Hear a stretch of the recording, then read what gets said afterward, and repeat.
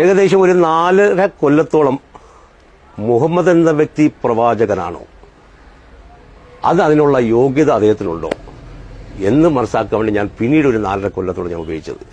ഏകദേശം ഇസ്ലാമിനെ കുറിച്ച് ഞാൻ പഠിക്കാൻ വേണ്ടി ഞാൻ ചെലവഴിച്ച സമയം 7.5 കൊല്ലത്തിൽ കൂടുതലായിരുന്നു. അദ്ദേഹത്തിന്റെ ആദ്യമായി എന്റെ മനസ്സിൽ പതിഞ്ഞ ഒരു കാര്യം അദ്ദേഹം നിരക്ഷരനായിരുന്നു എന്നുള്ളതാണ്. എനിക്ക് ഈ പരിശുദ്ധ ഖുർആൻ തന്ന വ്യക്തി എന്നോട് പറയുകയുണ്ടായി, നിങ്ങളിത് വായിച്ചു നോക്കുക, എന്നെങ്കിലും അല്ലെങ്കിൽ ഇത് അവതരിപ്പിക്കേണ്ട സമയത്തെങ്കിലും ഇതിന് ഒരു യുക്തി സംബന്ധമായ ഒരു കാര്യം ഇല്ലാന്നുണ്ടെങ്കിൽ നിങ്ങൾക്കത് തിരസ്കരിക്കാം. പക്ഷെ ഒരു കാര്യം മനസ്സിലാക്കണം, ഈ വ്യക്തി നിരക്ഷരനായിരുന്നു, അദ്ദേഹത്തിന് എഴുതാനും വായിക്കാനും അറിയില്ലായിരുന്നു എന്നുള്ള കാര്യം അദ്ദേഹം എന്നെ ബോധ്യപ്പെടുത്തുകയുണ്ടായി. അപ്പോൾ ഞാൻ പല വഴിയിൽ കൂടി ഞാൻ ചിന്തിച്ചു നോക്കി, പല രീതിയിൽ കൂടി ഞാൻ ചിന്തിച്ചു നോക്കി. എന്താണ് കാര്യം? എവിടെയെങ്കിലും ഒരു തെറ്റ് കണ്ടുപിടിച്ച് ഇദ്ദേഹത്തെ ഒന്ന് ബോധ്യം. ഞാൻ പണ്ഡിതനൊന്നുമല്ല, ഞാൻ സാധാരണ ഒരു മനുഷ്യൻ മാത്രമാണ്.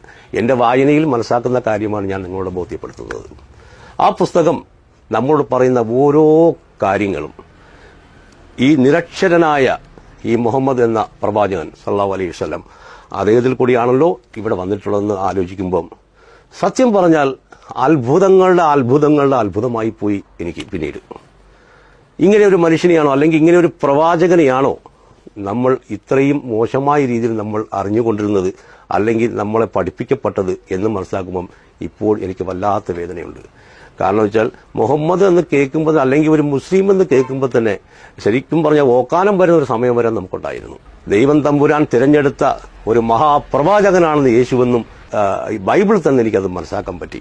യേശു അള്ളാഹുവിന്റെ തിരഞ്ഞെടുക്കപ്പെട്ട പ്രവാചകന്മാരിൽ ഉന്നതനായ ഒരു വ്യക്തിത്വമായിരുന്നു യേശുക്രിസ്തു എന്നെനിക്കിത് മനസ്സിലായി.